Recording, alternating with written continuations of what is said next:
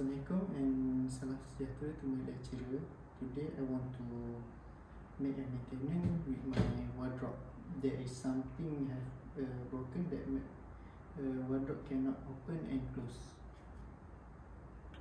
So this is a maintenance that I want to make is because the hinge, this is the hinge, is the connector between the door and the body of the wardrobe.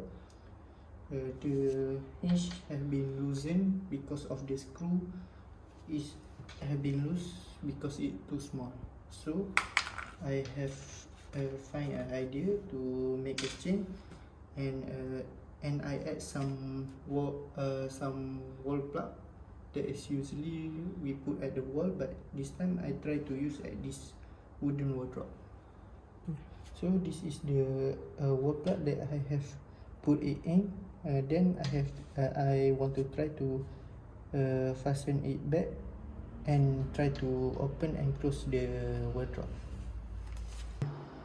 After the maintenance job, the wardrobe can be functioning very well and can be opened and closed again.